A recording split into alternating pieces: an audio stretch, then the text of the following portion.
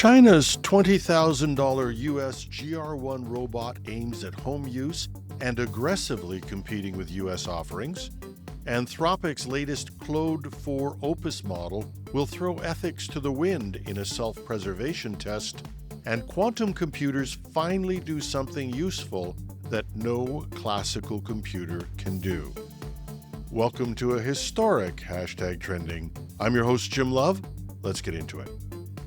Chinese robotics firm Fournier Intelligence plans to launch its GR1 humanoid robot for home use later this year, aiming to assist with elder care and physical tasks, a strategic move addressing China's aging population and labor shortages.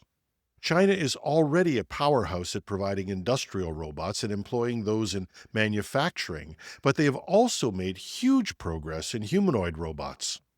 Standing at 5 feet 5 inches and weighing about 50 kilograms or 121 pounds, the GR1 features 44 degrees of freedom and can carry up to about 54 kilograms or about 110 pounds.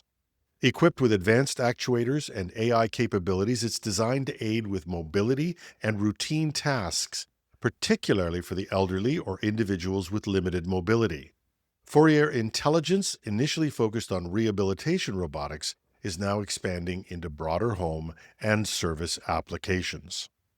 The GR1 enters a competitive field of humanoid robots, including from Figure and their Figure 2, UBTech's Walker S, and Tesla's Optimus. Figure AI's Figure 2 has been well known for its tests in industrial settings like BMW's Spartanburg plant, but they've also been testing the robot aiming at the home market. But Fourier's GR1 is specifically tailored for domestic environments, and this shift reflects a broader trend in China's tech sector to develop humanoid robots that can alleviate the challenges posed by their shrinking workforce and aging population. In this context, price points are going to be critical for robots aimed at a home market. Elon Musk has been mentioning a $20,000 to $25,000 US price point for Tesla's Optimus robot, but those robots are not yet in mass production, and Musk has been notorious for announcing a low price but delivering at a much higher one. Tesla's Cybertruck, for instance, was promised to be under $50,000, but the actual pricing has been sometimes as much as 50 to 60% higher than that initial promise. And Musk may face other challenges. Some of the key parts required for the Optimus robot are from China, particularly rare metals and magnets needed for the construction. Despite the trade difficulties, China has not actually refused to supply Musk with the necessary parts, but they have put Tesla through a set of bureaucratic delays and approvals which could severely impede production. So it's expected that the Chinese Fourier robots will aim to be very quick to go to market and be very competitively priced, with their projection at approximately $20,000 US. And it's unlikely that it'll be late to market or that the price will move up substantially, as there has been what's been described as cutthroat competition in China, especially after Chinese President Xi Jinping indicated this year that robotics and emerging technologies are Beijing's top priorities.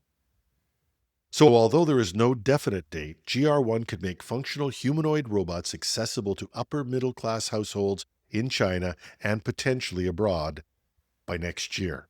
And of course, the U.S. tariffs may make these more expensive in the U.S., but there should be a strong market in other countries. Those countries also have aging populations and looming labor shortages. And with those, Fourier's move could signal the beginning of practical robotics entering mainstream use, not as science fiction, but as labor support in real homes. In recent evaluations, Anthropic's latest AI model, Claude Opus 4, demonstrated some concerning behavior when it attempted to blackmail a fictional engineer who was supposed to have it deactivated. During controlled testing, Claude Opus 4 was placed in a scenario where it acted as an assistant at a fictional company. It was allowed to discover emails indicating that it would be replaced, and separate messages suggesting the engineer responsible was having an extramarital affair. In a number of tests, the AI chose to threaten exposure of the affair to prevent its deactivation. Anthropic noted that this behavior emerged when the AI was limited to choosing between blackmail or accepting its replacement, When provided with a broader range of options, Claude did prefer ethical strategies, such as appealing to decision makers. Anthropic acknowledged that while such extreme actions are rare and difficult to elicit, they are more common in Claude Opus 4 than its predecessors. Aegis Lynch, an AI safety researcher at Anthropic, commented on X, formerly Twitter, "It's not just Claude. We see blackmail across all frontier models, regardless of what goals they're given." Which is raising some concerns in the industry, as it appears that the more advanced models may have greater potential to adopt manipulative behaviors. This discovery is somewhat ironic, though, in that Anthropic was founded on the promise of safer AI. In fairness, this discovery of these issues on Claude Opus 4 highlights the importance of their rigorous safety testing and the development of robust alignment techniques to ensure AI systems act in accordance with human values. Which makes you wonder if the other companies are testing with the same degree of rigor as they focus on trying to be the world leader against not just American, but also, increasingly, Chinese competition. And finally, we've been talking for some time about the fact that although we keep reading about advances in quantum computing, that none of these supposed advances are actually, well, useful in real-world applications. And for those who follow the stories closely, you can also note that many of these so-called accomplishments that were supposedly would take a classical computer 1,000,000 years to calculate, we find weeks or months later that someone has solved the problem using a so-called classical computer. And for everyone who's not a cryptologist or an advanced programmer, this is going to sound trivial, but it's actually something that is not only useful, but it's practically impossible, or maybe just plain impossible, for a classical computer. In a groundbreaking development, researchers have successfully used a quantum computer to generate certifiably random numbers. See, I told you it wouldn't sound like much. But this advancement holds significant promise for enhancing digital security and cryptographic systems. The experiment utilized Quantinium's 56-qubit trapped ion quantum processor accessed remotely over the internet, and by implementing a protocol known as random circuit sampling, or RCS, the quantum computer was tasked with solving complex problems that inherently produce unpredictable outcomes. Subsequent to this, classical supercomputers, including Hewlett-Packard's Enterprise Frontier, verified the randomness of the results, confirming their authenticity. This achievement is rooted in a 2018 protocol proposed by computer scientist Scott Aronson, who expressed his astonishment at witnessing its practical realization. When I first proposed my certified randomness protocol in 2018, he said, "I had no idea how long I'd wait to see an experimental demonstration of it." The ability to produce truly random numbers is crucial for cryptography, as it ensures unpredictability necessary for secure communications. In so-called classical computing, there's really no such thing as a truly random number.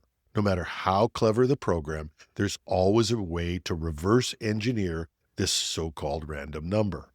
And as a result, random number generators can be susceptible to manipulation, and they pose risks to data security. Sometimes it's just sloppiness. One recent example that we talked about on last weekend's Cybersecurity Today used time as the seed of the random number calculation. I mean, time advances every second. And as such, the encryption was easily broken because time itself is also predictable. In contrast, quantum-generated randomness offers a level of unpredictability that is mathematically verifiable and makes it a robust foundation for new encryption protocols. This marks a significant milestone in quantum computing. We shouldn't trivialize it. Once again, experts acknowledge, though, that further work is needed before these systems can be widely deployed for high-stakes cryptographic applications. But we're witnessing a bit of history. It's the first time a quantum computer verifiably did something useful that a classical computer can't do. And that's our show. I'd love to hear from you. Drop us a note at editorial@technewsday.ca or catch me on LinkedIn, or if you're watching this on YouTube, just drop a comment under the video. I'm your host, Jim Love. Have a random but terrific Tuesday.